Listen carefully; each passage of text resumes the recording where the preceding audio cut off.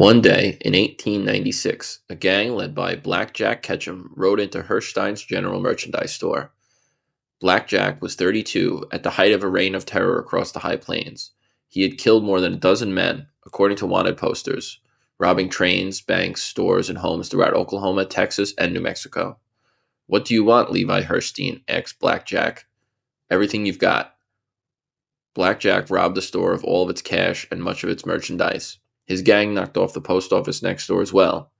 Levi Hirstein ordered a posse, and they chased Black Jack's gang up through the dormant volcanoes north of Llano Estacado and then in the drawers near No Man's Land.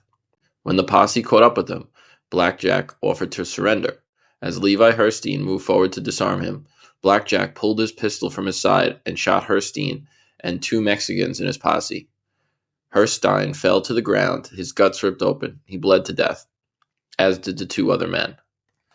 It took 4 years for the law to catch up to Black Jack. While robbing a train, Ketchum took a shotgun blast from a close range fired by a conductor. It shattered his arm, which was later amputated.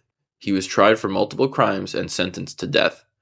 By popular consent, it was agreed to hang Black Jack in Clayton, New Mexico, which was said to have more guns per capita than any place in the West, a safety precaution against any attempts by Black Jack's old gang to free him. It was also where Morris Hirstein, the surviving brother, had set up a new store and decided to settle down. Black Jack was scheduled to be hanged on April 26, 1901. That week, another Hirstein arrived in town, Simon, age 19. He had been summoned by his uncle to come west from Philadelphia to help him build the chain of stores. Simon brought along his bride, Maud Edwards, a woman of genteel breeding and European manners who had grown up in London and Philadelphia. She was blonde, very pretty, small and well-dressed. She spoke the crispest English heard in New Mexico territory.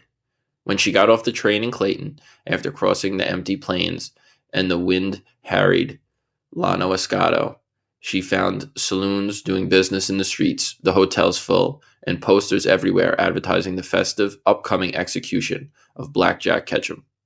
Maud Edwards was horrified, but Simon found it fascinating. Life on the High Plains had an urgency that it did not back in Philadelphia. People came around for miles to see the one-armed killer hang. Newspapers from as far away as Denver, Los Angeles, and St. Louis sent correspondence. The execution was set for 1 p.m. Crowds jammed around the execution site, a scaffolding built next to the jail. The sheriff gave a solemn invitation, and a prayer was read. Black Jack stepped to the gallows.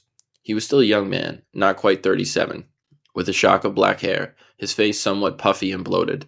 He looked fat, having gained more than 50 pounds in jail. The crowd quieted. A noose was put around his neck. "Any last words?" "Let her rip," Black Jack said. The trapdoor sprang open and Ketchum fell through, but the hanging went wrong. Instead of snapping his spine behind the ear, the tightening rope caused Black Jack's head to pop off. Some said the sheriff had greased the noose so it would slide quickly and snap the neck. Others said it was the way the noose was tied. But decapitation by hanging was extremely rare, and Black Jack's case was one of only a few recorded in American execution. His hooded head broke clean and rolled around at the feet of the crowd. "Welcome to the High Plains," Morris Hirstein told Maud Edwards.